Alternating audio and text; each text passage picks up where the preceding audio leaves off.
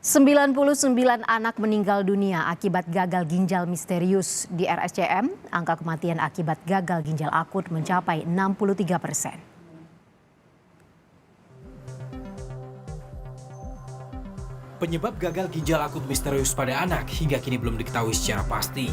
Dari data Kemenkes, sudah ada 206 kasus gangguan ginjal akut di seluruh Indonesia, 99 diantaranya meninggal dunia. Di RSCM, ada 31 balita meninggal dunia karena gagal ginjal akut. 11 pasien anak lainnya hingga kini masih menjalani perawatan di RSCM. Direktur Umum RSCM menyebut 63% pasien yang dirawat meninggal dunia. Dari 49 anak yang dirawat, baru 7 anak yang bisa dipulangkan. Angka kematiannya 63%. 63%. Lebih dari 50%, kan? Jadi yang hidup, yang pulang cuma 7 orang. Sekarang yang masih di rumah sakit ada 11. Di rumah sakit Cito ya, aku nggak ngomongin luar loh.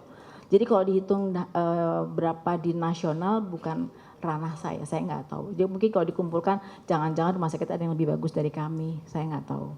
Mudah-mudahan ada yang lebih bagus sehingga angkanya tidak sampai 63%. Kasus gagal ginjal akut yang terjadi saat ini adalah gagal ginjal akut atipikal atau gagal ginjal akut misterius. Penularan terjadi begitu cepat dan tiba-tiba dan tidak seperti kasus gagal ginjal pada umumnya.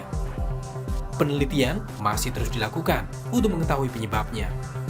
Kenapa dikatakan akut? Kalau akut artinya mendadak, tiba-tiba. Ya, progresif artinya cepat sekali.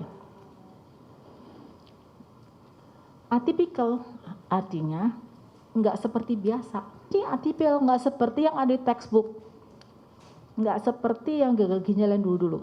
Aneh pokoknya. Ada sejumlah gejala yang umumnya dialami anak-anak penderita gagal ginjal akut. Di antaranya adalah mengalami demam selama 7 hingga 14 hari, warna urin coklat dan volume urin yang berkurang. Pada pasien yang sudah pada tahap lanjut, kebanyakan dari mereka sudah tidak bisa buang air kecil.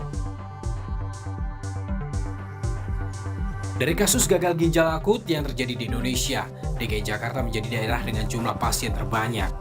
Hingga kini tercatat ada 71 laporan kasus gagal ginjal akut yang merupakan akumulatif dari bulan Januari hingga 19 Oktober 2022.